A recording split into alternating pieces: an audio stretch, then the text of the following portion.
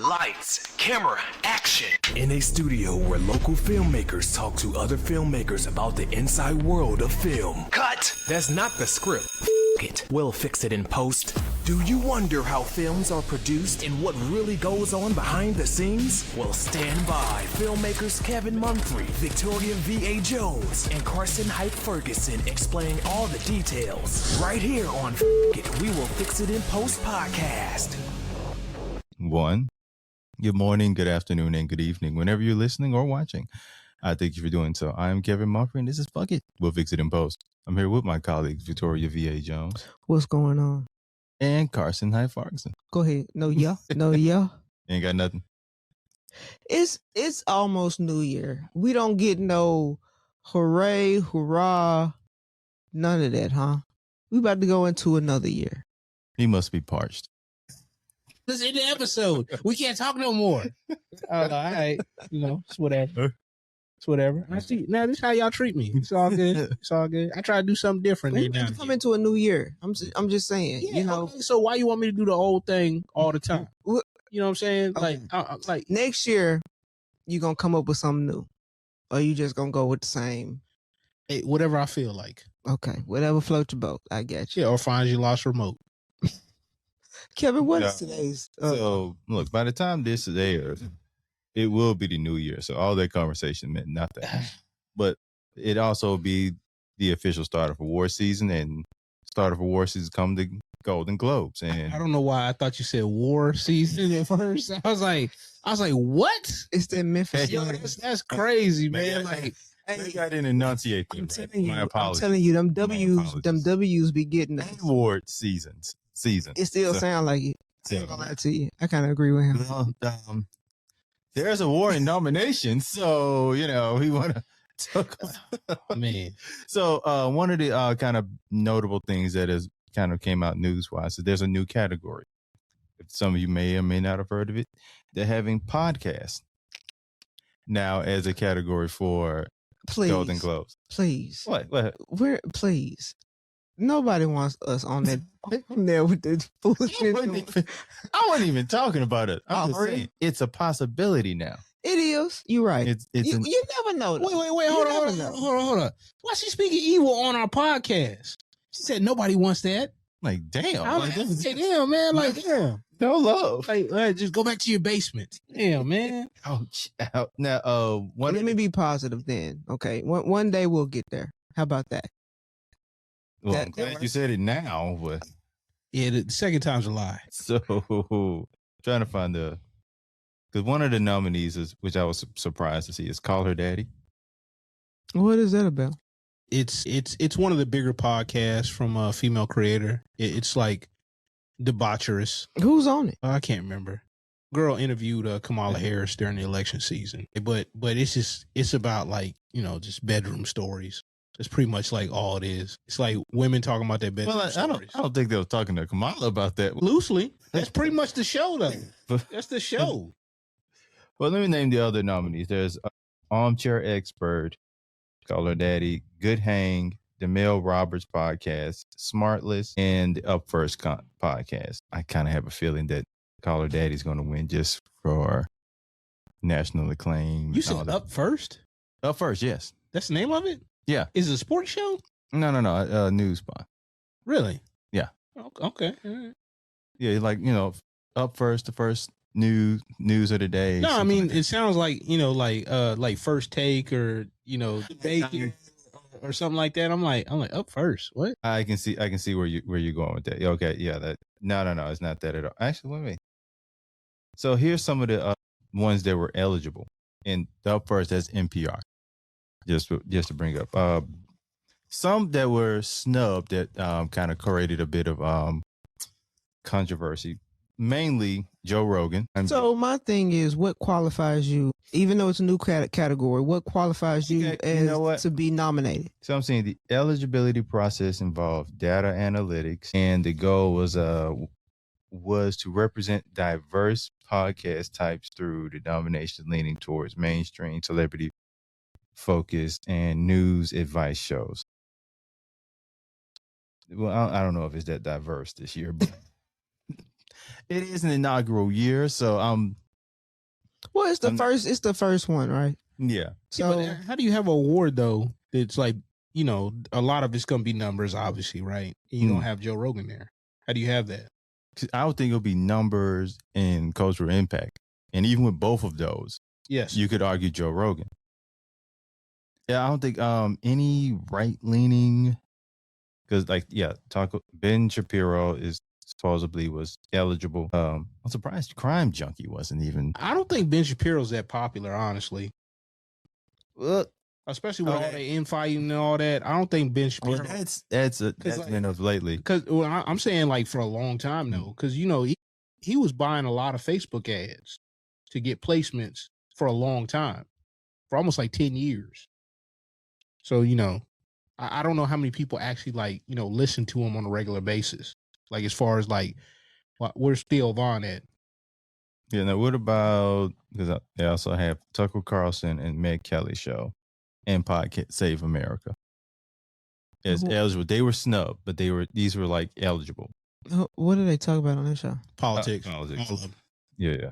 All of them, pretty much. 48 hours. Okay. Yeah. Dateline, The Daily, Pardon My Take. Bill Simmons is a sports. So no crime podcast were nominated. That's wild. When people love those crime podcasts. Yeah, but that's probably more like a hit and miss kind of thing, where it's like it probably has a lot of people listening, but I don't know if they like listen all at the same time in the crazy numbers. True crime, it has a fan base. Yeah, but I mean, I'm saying like it's a dedicated fan base. It just may be a cult following, where it's not like like some of these big podcasts. Like Call Her Daddy has like a crazy audience. Yeah. God, what did the name just stuck? Crime Junkie. That has a I think they tour. Yeah, but, I mean that's good, but then again, are they rivaling that or the biggest are they a top 50 podcast though? Yeah. A top 50. They're definitely a top true crime. They've been if you're the top 50, yeah, I would say consistently though. Consistently, because some people they'll go up and go down or whatever. No, those true crime ones, that's in the top 50. I'm telling you. Yeah, they are a moneymaker. I would say the last 10 years, but I think even longer than that. I'm not saying they're not. I'm just saying because y'all are seeing how dedicated that there may not be the numbers of people that listen, but the people that do listen are super, super dedicated to be able to go on tour with the folks. So you're not talking about the genre itself, just the because one podcast though in that genre, does one podcast rival that of Joe Rogan or one of these other guys? I mean, nothing really rivals Joe Rogan in that space, but I would say Crime Junkie may be the Joe Rogan of the true crime pod space. Yeah, but they could be just splitting hairs between each other though. You know what I'm saying? Like there's no dominant, absolutely dominant one in the space. People could flip around and that could mess with the numbers too. Could be. And again, it's like these inaugural nomination. Next year it may have 2 or 3. Well, I ain't gonna say 2 or 3. It's probably gonna have one in each space. I think Crime Junkie probably next year, once they kind of see the response from it, you may see it next year, or you will see something that's like purely true crime on it next year. But 10 years from now, maybe you'll see us. Who knows? Yeah. I'm going to be positive. I'm positive. Which I'm normally not. But I'm not that negative. Was I that negative? Was I that negative? She didn't say, we're not going to be there. Don't nobody want to see us. Ain't nobody come to see you, Otis. Pretty much. It was pretty much that. That was like my feelings hurt a little bit. I was gonna say, did I hurt your feelings? A little bit. I apologize. That's what I'm taking into 26. I have to apologize a little bit more for hurting people's feelings. I don't like his those feelings that you can hurt. Definitely a lot. That you have to. I'm just a realistic. I'm realist. I'm a realist. Do you apologize for the pain that you caused? Apparently she's been causing pain for years. She got to change the whole thing. No R&B songs dedicated to the pain that VA caused. Man, somebody gonna make. I don't like your timeline though. I think we can do that a lot quicker. I think we can. We can get there quicker. You know what I'm saying? Oh, See how positive it was? Look. Now I got a cosign. See how positive that was? I got a cosign now. Okay, I'm going to move on from that. So now, one of the bigger kind of like more talk, and usually the best male actor nomination is really talked about, but this year is a lot of heavyweights in it.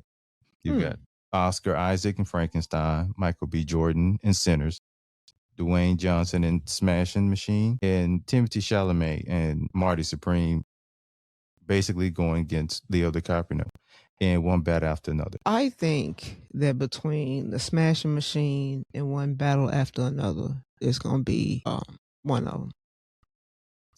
So here, before I kind of dive in there, one thing I kind of want to get off on. Now, the Timothy Chalamet, I do like him as an actor. That movie just came out like a week ago. That movie did not come out a week ago. That movie I'm sorry. It came out in Christmas. Frankenstein? Not Frankenstein. No, Timothy Chalamet is in Marty Supreme. His marketing campaign, probably one of the best I've seen in years coming from an actor. What is that movie about? I believe about like this legendary, not tennis, like table tennis player. I haven't seen it as of yet, but Oh yeah, but they did some Ray- very good marketing on that. Ray, amazing marketing. To the fact this man is nominated for a Golden Globe for a movie that just came out. Well, the marketing probably was so good they was like, oh yeah, he need to get nominated. He probably got nominated from the promo. So whoever did the trailer needs an award, because now I know it's probably, and I think it comes from like the film festival circuit and all. That's what I'm Right. so I just like movie come out in Christmas. Golden Globes is gonna be right in January. But here's the thing. How do you dictate it comes out to the audience, like a broad audience, but it would, like you said, film festivals. So other people have seen it already. And it's probably been in the film festivals a year or so ago. And yeah, industry professionals and all that has probably seen it. Right. I just feel the broad audience should have seen it at least a month. But does the broad audience dictate who wins? Do they vote? They don't vote. Fair point. And but they do carry the conversation for They do, narrative. but they don't So vote. they're kind of a part of it, or even part of, maybe I ain't gonna say the marketing. Really? Are they really a part of it? Today is go on. No, that's all I had to say. No, shit, like really say it like that and give me nothing. VA is like, hey, do they vote? And you like, no, they don't, but they still matter. Yes. No. I'm gonna say the audience does matter, but they don't vote. So They don't matter in this. That's what I'm trying. I'm so clipping this, by the way. I'm not trying to hurt your feelings, but you don't matter. No. I'm obviously playing. That is a joke. That is a joke. That's not where I'm going to end this clip, but Please continue listening to our wonderful podcast. who's the Debbie Downer? Huh? That was a joke. That was a joke, man. So Tell jokes. so my beginning wasn't a joke. It couldn't have been a joke. Y'all took it seriously. You being serious. No, that was an exclamation mark. Yeah, that was an exclamation. Okay. Yeah. So you had now is because they separate the best actor for like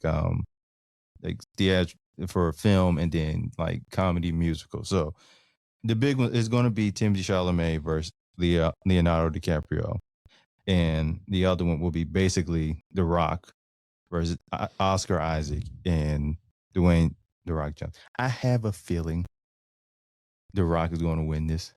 Yeah, I believe he's gonna win this. I want, and I always do it. I have who I want to win and who I have a feeling is going to win. So who even you want though to win? I want Michael B. Jordan to win. I Oh, think he yeah, was of great in course. Sinners. Even if The Rock doesn't win, I think it's a win for him just for kind of taking this, because the roles he would have been getting until he did this would have been, it would have been basically blockbuster roles, action, Yeah. and maybe because I think he's good in comedy. He hasn't done it in a while, but I think especially if you put him with Kevin Hart, those two are really good comedically. But you wouldn't put him.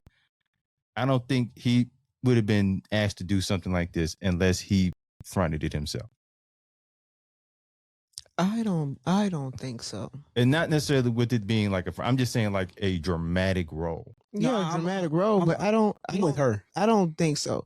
There are people out there, directors, producers, who see more than just what an actor has already done. They see potential in them. They see, hey, I know you've done this before. I know you're used to doing this, but I guarantee you can do this right here. And if you ever listen to Matthew McConaughey talk about how he stopped doing like those romantic comedies, it's kind of the same thing. He's like just started turning them down. And he had to do that. Yeah, It wasn't just going to offer him. Sometimes it happens like that though, like because you're the one to curate your own career. If you get typecast and you're going to be, Stifler, American Pie, like 18, like, hey, guess what? Yeah, you getting paid, but if you wanted to like branch out and do like some serious acting thing, then it's not going to happen. You keep on taking the same roles. Yeah, and they're gonna especially now they're looking at what makes profit. Ernest never went to Broadway for a reason, right? What? Ernest, you remember Ernest goes to insert whatever, Right. Yeah, Ernest never went to Broadway. Why would they make a movie on Ernest? No. Broadway? It wouldn't be Ernest Goes to Broadway. It'd be the actor that played Ernest going to doing a Broadway thing. See, that's another joke. See, Okay. See, it's many layers, many layers to what I do. Hey, I get you. I'm gonna catch on one day. It's okay though. Okay, all right. But I ain't gonna catch on today. Wow. One of them jokes he don't throw is gonna work. We talking about, man? Hey, look, I'm a shooter, man. Shoot. Man. Hey, I don't hit. Hey, I'm shooting again. Look, I'm shooting from outside the arena. You shooting like Clay today, not Clay of yesterday, but you shooting like Clay of today. But I also want to bring to the White Lotus. I feel like we talked about this like crazy last year. They're a part of every single award season. Do you hear me? They're doing something right. Something they're doing is right. They got some friends. They got some friends. They're doing everything. They got the hookup. Because I believe they led in nominations last year. They've led in the past. How long has White Lotus been on? How many seasons? Is it 5? 5 seasons? For the past 3 years, they've been nominated a lot. So no, hold up. I'm seeing 4, but I felt like it was. Wait, no, 3. Just 3 seasons. Every season. This year is no different. They lead with like 6 nominations. The rival would be Servants. Servants, yeah. What is it? I feel like I'm saying it. I think it's the show with the Severance.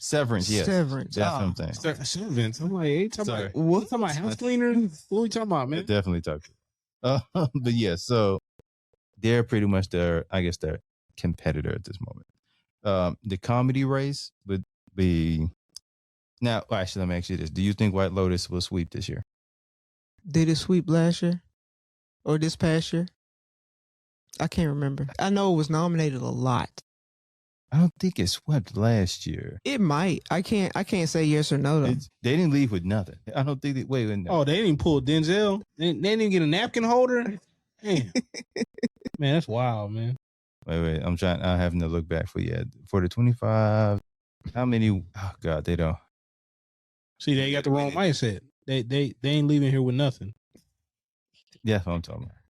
I'm taking a glass. I'm taking the tablecloth. I'm taking something. I don't want the tablecloth. Yep. Okay. Up to 2024. 2023, they won Best Series.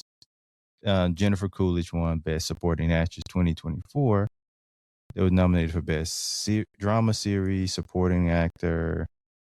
Yeah, they won for Drama Series, Supporting Actor, Supporting Actress. Yeah. Oh, no. Okay, here we go. 2 wins in 2023. They won nothing in 2024. But they were nominated though, right? Oh, yeah. Therein lies the honor to be nominated.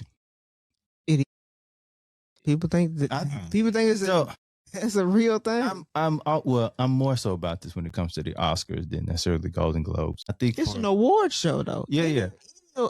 You have the Golden Globes, the Oscars, and the Emmys, Tonys. Those are the big ones right there. Being nominated, period, point blank. That is a big deal. Now, you've also heard about with Oscars, like certain actors, they've been nominated or sometimes even winning, and it's like their career is taking a downturn due to it.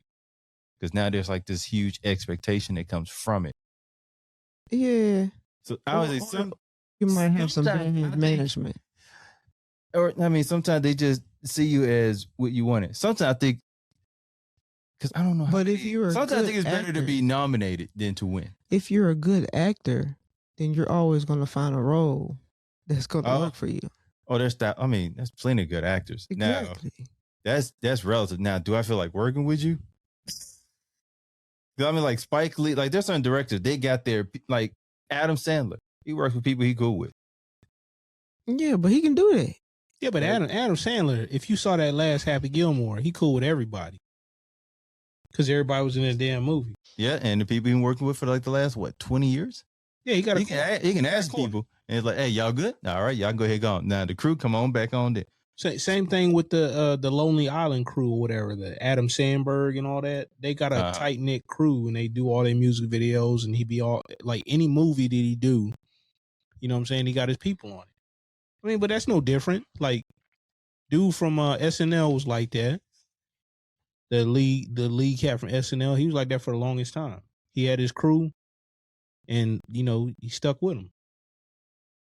I think like even Ryan Coogler to a degree, I think has like he works with maybe certain. He may not have a whole lot of actors. I think he's probably more so inviting of maybe different talents. Well, the back end stuff, like the dude that does his like scores and right, he's worked with the same person that scores every single film. Well, I mean, he does amazing work. Yeah, I mean that dude's really good. He's really good. He's like German or something. I get like that. When your homeboy's that good, you rock with your homeboy. Yeah, but like it's somebody that I think he met like in film school, maybe like in passing, like one of those deals. I don't know. I don't know how tight they was, but like, dude's talented. Yeah, because when I was seeing, and I think this video, this like clip has kind of gone. I ain't gonna say viral, but probably seen it on Instagram when he talk about how he made the like score the music on Black Panther. Yeah, I'm like, how do you think of this stuff? That's what a good score does. He is amazing. Yeah, but I mean, but I'm like, it's not for you though. That's the reason why that's his talent, and he's so good at it. Because like some of these people that come along are so good at what they do. Yeah, you can't even fathom the way they do. And he's definitely one of those guys. But I love his work. It's just like Rob. I work with the same scorer. He's a musical genius. He knows how to score a film in 2 hours from scratch. You can't get that nowhere else. That's just a talent that they have. You have a talent. He has a master of knowing what needs to be done to put the film in. He looks at, literally this man will look at the film. He'll say, okay. Then he'll sit down in front of the keyboard and he will come up with this stuff from scratch. That's just good talent right there. Can't find it nowhere else. You know what else is great about that? What? Rob is going to clip this and use this as his promotional tool. So thank VA for that. You can clip this, put it on your socials and be like, hey, for a certain price. Hey, listen, let me tell you something. It's just the dynamic of everybody, Kevin over here is a good producer, I work with Kev. Karsten over here is a good producer. He's a good but behind the scenes get put together, you know what I'm saying? Writer. We got some writers in here, but it's the whole dynamic of it. Now, as I end this, one thing I want to bring up. Dog, this is a short episode. Go ahead. Yeah. I mean, we can kind of probably go ahead. dive on this more. Go ahead. When the winners are actually announced. The future Lord and Savior Netflix. Chill out, man. Chill out. Man. What? I've been waiting to say that just to get y'all reaction to it. Yo, he wildin'. That coming from me. He wildin'. The overlord of film and television, Netflix, they have 5 nominations this year with Frankenstein and 3 for. Have any of y'all seen this K-pop Demon Hunter? No, but I said I heard that it was very popular. Very. Wasn't that an anime at one point in time? It was an anime. And then they did live action, right? No, it's still anime. Still anime. Okay. Like it's super popular though. I ain't never seen it. Like I think it is their biggest year. Like far as biggest project or popular. Oh no. I think it's been highly regarded as like their biggest project of the year. Yeah, but when you say that, are you meaning monetarily? Are they putting out a bunch of money for this, or? Oh, when they say big, they're obviously talking money. No, but I'm saying like No, but animation does cost, right? But Right. like, is it the most money they spent on any other project this year? I don't know money, but I'm just looking at stats up. The movie has grossed 540 million hours in 3 months. yeah, so it's the most popular one. Not Yeah, over 500 million views. You know, they don't be giving out numbers like that. So I don't know how much money they've made off of this, but so it might have been it might have not even been that expensive to create as far as animation wise. But as popular as it is, yeah. I know they're supposed to be either putting out another one or putting out like a series. I can't remember. They're probably doing both. What's it? 500 million hours? Oh yeah. We're getting another one. Hey, do me a favor. Look up Solo Leveling. See how much money, because that was on Crunchyroll, which you can get through all the Solo Leveling.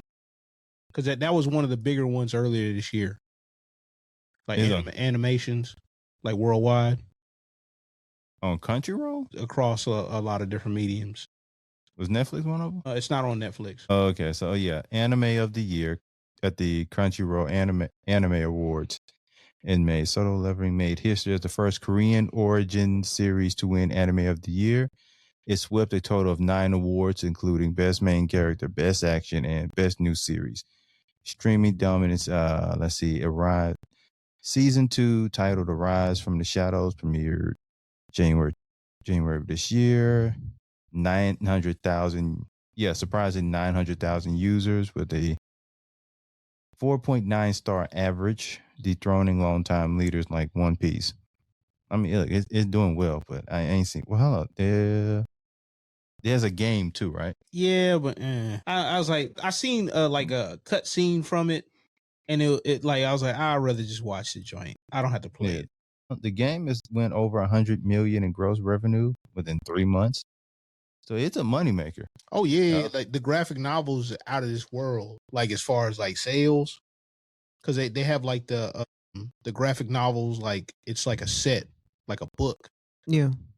So they say like okay, like it was like it's like number one series North America, Europe, and in India. In Japan, it's still considered very lukewarm. Which is interesting though, because like I don't know, Japanese got their own thing. So this joint came from Korea and then was like big over there for a while. Now, do you think just because it came from Korea? This is earlier in the year. No, it was big over there, but they got so much stuff to compete with. You talking about like 8-9 months later, it's still lukewarm? That's pretty good. Now, you think like, and I don't know much about Korea and Japan and all that. Because like certain stuff doesn't try, like a romance here may not do well in certain other countries just because of cultural norms and stuff like that. You think that could have been part of it when it comes to this show's reception in Japan? I thought it had good reception in Japan. Oh, no. Lukewarm. No. Good. Korea, yes. Not in Japan. I'm saying from the get-go, though. This is like 8-9 months later, though. Oh, no. They're saying it always had, it remained, it was lukewarm. Well, probably then. That's probably the main deal. It's like, hey, them Koreans over there. You know what I'm saying? Okay. They banging on each other, man. hey, look at them. So I didn't watch this show, so I don't. Don't look at me. I don't. Were they banging on each other? Don't look at me. Don't look at me. On that note, thank you. You about to inflame some kind of tensions. I am not in this at all. I am not in this. So I'm gonna end it with, give me a project that's going to be on the Golden Globes that you have watched or are looking forward to watch. Say what? What is a project that's nominated for the Golden Globes that you've liked, that you've watched, or something that you want to watch? Oh, The Rock. The Rock movie. Dwayne Rock Johnson. the Smashing Machine. Yeah, the Smash Machine. So I want, because I think it's on Hulu now, One Battle After Another. And she's been like, I'm loving to see that she's kind of gaining a rise acting wise, because she's always been a talent. Right. And it seemed like within the last, I feel like 3 years, like acting wise, she's just kind of been gaining momentum. Oh yeah. I think it was a indie film that she did out of New York 3 years ago. They kind of gave her a little bit of buzz. Then she did the Tyler Perry film. Byron. Nah, we're not talking about that one. We're moving on from that part. We're moving on from that. I think her star is growing in the future. I'm hoping to see her in like more like bigger projects such as what she's doing now. Right. Carson, you got anything? Probably one battle after another. I end up watching that in the Smashing Machine. Other than that, I'm not super excited about like anything really. I mean, I saw a Supergirl trailer and I was like, yeah. I want to ask you this, because you be very hard on the new Marvels and DCs. Yeah, I want to know. He's smiling. yes. Goddamn right I am. I am not shy about that. And that's fine. So, in your opinion, I want to know what film or what series are you looking forward to seeing out of Marvel or DC? Not really one. None of them. I haven't. No. Because I don't Not have even because they got the Avengers coming out. I don't have faith they're gonna do justice. Because they take so many liberties with that stuff or whatever, and the original storylines were so good. By the time they get to film, a lot of times it's such a departure. Like ever since like Endgame, it's pretty much over. Like the Spider-Man films have been surprisingly well like put together, especially the. So you're not looking forward to the new Spider-Man?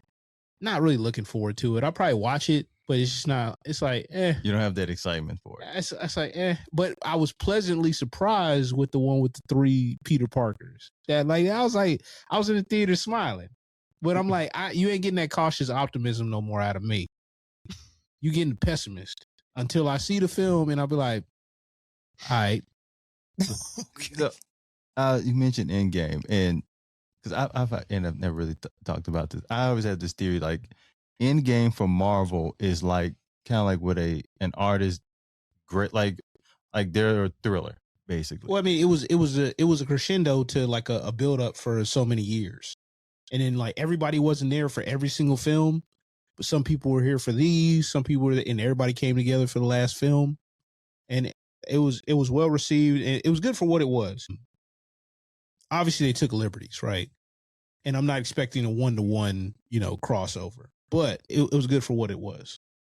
And I can understand that and I can respect that. I feel like the issue that Marvel kind of has film wise, I mean, they have a bunch of issues, but like their kind of hovering issue is every project that comes out may be kind of compared to what they did with Endgame, because it was probably one of the greatest like build-ups. I feel like they're competing with that project. I mean, I don't think that's really the issue. I think the issue is like they're too far away from the source or the storylines that really matter these people cared about. You got a built-in audience. Utilize it. Don't piss them off. And yeah, you don't have to do fan service like all the time. I think that the Spider-Man movie right after Endgame, Long Way from Home or whatever. Long Way, yeah, I think it's Long Way. Yeah, Out. like that one or whatever. It was just like, okay, Iron Boy, whatever. That was with Spider. Well, they've had some blunders in Spider-Man, but they usually have been somewhat consistent, especially their animated projects. They're usually always pretty good. I think they got a little bit too ambitious, and that's the reason why it's taken so long for the second, Miles Morales, the third one to come out. Yeah, because it's like part 2 of the second film, Into the Spider-Verse, whatever, and it got all the different Spider-Man characters and all that. Could be old boy too. Which one? The dude who voiced Miles Morales. I think he's fine enough, whatever, where he'll still be the character at least for like the next film. So like the running joke was because the woman who played Mary Jane, he's thirsty. Yeah. He's on set really thirsty, man. Like that, isn't that the same girl from Sinners? Yes. Yeah. So there you go. So every time you'll be like, man, that movie's never coming out now. No, it's like it probably got voiced already, but it's taking so long with animation because there's a lot of like innovative stuff that they've done, very creative that most people will not see or really think about. But I mean, the animation's like brilliant. Storyline's actually pretty good. I didn't grow up like really with Miles Morales. So I was like, I didn't care for him. I didn't think he was like written very well for anybody to really receive him before a certain point. I feel like growing up, they pushed Peter Parker more. I mean, Peter Parker is like 80 years old. Yeah, but he was more pushed. I feel like when we were growing up, then because you may have saw Miles every now and then, and if you were really big in the comics, way later though. That's like everybody's already established. Like everybody got their favorites, and then you're trying to introduce like shoehorn in somebody else. Yeah, but it's not like it's a brand new person. It's someone that's already there, and it's just like, okay, we can just try to get. I mean, he's newer. Yeah, I mean, like I've been reading Spider-Man and comparing him with uncles and all that stuff to read comics back in the day with some of these stories. So you know, we know Peter. Peter's our neighbor. Not in my neighborhood, he isn't. So we're gonna go ahead and end this. Thank you all for listening and watching. Once again, Kevin Mumphrey with Peter Parker's neighbor, Karsten Hyde Ferguson. The disrespect. And somebody's neighbor, Victoria V.A. Wow. It's cool. It's cool. Happy New Year. I might say it again on another episode, but I'm just saying Happy New Year. Happy New Year, and that is a wrap. Yeah, I thought so. You grab your phone like, oh, he's probably here.